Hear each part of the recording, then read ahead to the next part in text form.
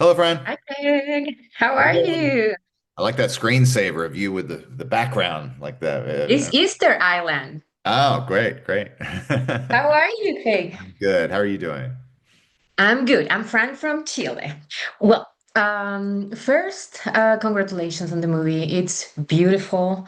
Oh, thank I you. know that your filmography speaks so loudly about the passion that you have for music. So my first question is, um, did you find something about music that really connect with you and you find it new experience the choose of Claire and Mike? Well, music is always that thing that from a young age was the thing that gave me joy. It gave me it allowed me to be creative. It was something that in my household on Sunday, you'd go to church and then you'd come home, and everybody in your family got one record to put on top of the carousel. And so dad had a record that would drop down, mom would have a record, my little sister had a record. So you'd have to you'd have me playing the Empire Strikes Back soundtrack. My sister would put on the Care Bears, soundtrack, and then my mom would put on Dolly Parton. My dad would put on Fleetwood Mac. And so there was always this world of how everybody had their own favorite.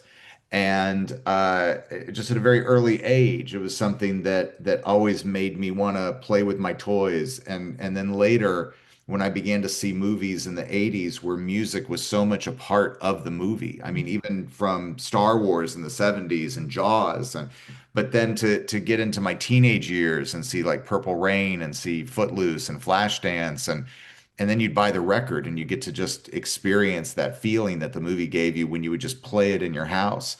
So it's something that's always been very important to me. I think the thing that I began to just learn over the last, really learn in the last 10 years of my life is that I've gotten pretty good at being in a recording studio and being with musicians and getting music out of them in a way that I would with actors. And so to make a movie about musicians and to make a movie about people that are coming together to sing, I felt for the first time very comfortable with two professionals like Hugh and Kate to say, okay, we're not there yet. I need you guys to give me a little bit more, and I think I need you to connect a little bit more. And I for the first time in my life, I was like, oh, I guess I kind of know what I'm doing here, and how wonderful that I get to get these fantastic performances out of these two amazing actors and performers. Definitely. And you watched the documentary, you fell in love with the documentary, but which was the first scene that you had in mind when you started to sing in the movie? Well, I remember watching the documentary where there's this moment where so much of the movie they were so in love, but then after her accident, there was an argument that was being that there was only the audio.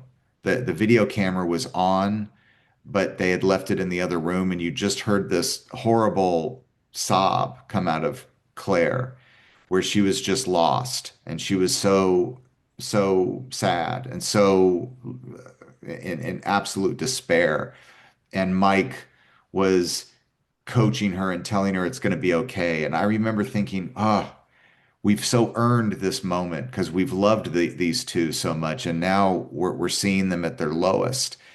And it reminded me of just being a kid. I don't know if it's ever happened to you, Fran, where like you suddenly as a child are seeing your parents as humans in a moment of despair or an argument or something where you're in the other room and you're hearing it and you're thinking to yourself, these towers of power in my life are in pain right now. And it's a very stirring feeling as a child to hear that.